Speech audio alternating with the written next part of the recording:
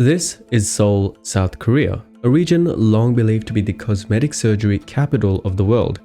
The area has more cosmetic doctor specialties per capita than anywhere else in the world. 60 to 67% of the population there have undergone double eyelid surgery, which makes that the majority of people. So what happens to the other 33%, the minority? Well, they experience a newly identified form of social discrimination called lookism. Being below average affects your job prospects, it affects your social interactions and your overall quality of life. But like racism, sexism, and ageism, it can be unlearned. But first, you need to acknowledge that it actually exists. Walking to the subway are advertisements for cosmetic surgery. Korean skincare products are some of the most advanced. They're using ingredients that the West hasn't even begun to explore yet. More extreme surgeries like limb lengthening to get taller are proportionally more common. They're regulated and they're arguably less frowned upon. Seoul, being the aesthetics capital of the world, isn't by economic or geographic design, but rather by progressive cultural attitudes towards the importance of beauty. You see, unlike in the West, there is a strong emphasis that your physical looks matter in how people perceive and treat you, a concept that we at Howse have been struggling to explain to our Western audiences despite the plethora of evidence on the topic. The Koreans' cultural attitudes towards beauty are much more fact and less feeling. Here are the unavoidable truths about life, what can we do about it, and what are our options? This openness to the uncomfortable truths about life is not entirely a South Korean specialty. Many East Asian, South Asian, and Southeast Asian cultures have similarly open views on the importance of beauty and looks. The ideas that beauty should be subjective and fair and easily accessible to everyone are very much Western-centric ideas born from comfort. Life inherently isn't fair, and we cannot expect to change the goalpost at every turn to make it so. Speaking about beauty, discrimination, and social privileges in very much hush-hush tones only makes the idea of surgery more foreign and scary in the US for the average person. Not only is it incredibly expensive, but the negative attitudes that Americans have towards beauty means that self-improvement of any form, especially looks, is less normalized than in South Korea. But here's another uncomfortable truth. Just because we refuse to talk about it doesn't mean that as humans we don't discriminate based on looks. In a society like South Korea where people are more pro-surgery, those who do not conform are left behind. This rapid urbanization and competitiveness means that Koreans have to compete not by merit, university achievements, or high school scores, but by a new frontier of physical looks. What was once a bonus for an employee is now a requirement because surgery is so readily available. Beauty standards are both objective and subjective. Let's get that clear. Not one or the other, but a mix of both biology and culture.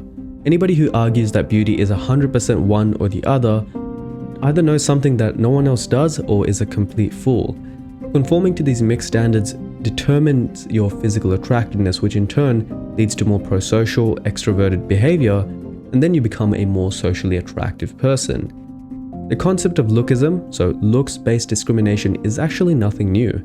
Collectively, we've been practicing it since time itself to choose the best partner to carry on our genes. However, as a legal term for social discrimination, well, that's much harder to prove and thus enforce. Racism, ageism, sexism are pretty easy to spot because they're based on physical characteristics, such as your skin color, your wrinkles, your sexual characteristics, but lookism is rarely codified into law because in the West, beauty is apparently in the eye of the beholder, so there's no such thing as ugly or beautiful. But obviously, that's not how reality works. Lee and colleagues, 2017, on lookism found that patients who repeatedly experience discrimination have lower self-esteem when adjusted for weight and health. It is especially prevalent in South Korea because of this ease of surgical access. There is a greater inequality between the beautifuls and the unbeautifuls. In Australia, our laws are tougher than most when it comes to discrimination. The Victorian Human Rights Commission considers a basketball team signing people over 185 centimeters tall to be discrimination and thus somewhat legally punishable. Now, if I was a coach, I would personally want players taller than 6 foot because basketball skills can be taught, but height cannot be taught. Should I get fined for trying to give my team the best possible chance? Many airlines have beauty requirements for plane hosts and hostesses. They're never explicitly written down, but we all know that they exist. Where do we draw the line between a business best practice of hiring the most profitable employees and actively discriminating against them? Is lookism unjust? By Tietz and Krasap tries to answer this. Many economists believe that a beauty premium is justified if the employees bring in greater productivity. So for the example of air hosts and hostesses, Etihad Airways is known for their classy uniforms worn by beautiful employees.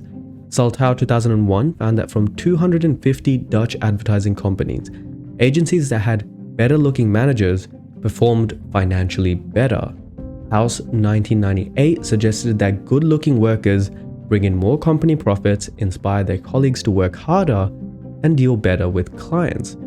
Now, with this in mind, it's worth it for companies to risk a discrimination lawsuit, which is again already quite rare because there are no strict laws made for it, for the increased profitability that beautiful people will bring to their company. These are the unfortunate rules of the game that we must play. It is highly unlikely that anytime soon companies are going to stop the discrimination based on looks. In more proactive countries such as China, South Korea, and Japan, it is especially bad, but at least they're all aware of this documented phenomenon. They know that they didn't get the job because of their looks rather than wondering why. In the West, however, it is approaching that stage, but the difference is that the average person either refuses to acknowledge that looks matter, are ignorant of the research, or choose not to because of the high individualism of the culture. Essentially, facts are less important than feelings. One way to reverse this trend of lookism, like we have done so for racism, ageism, and sexism, is by acknowledging that people can be beautiful, ugly, and somewhere in between. Only then does it make sense to write legal statute that punishes this form of discrimination. But if we choose to believe that beauty is in the eye of the beholder and put our head in the sand, then nothing will ever change because it has no reason to.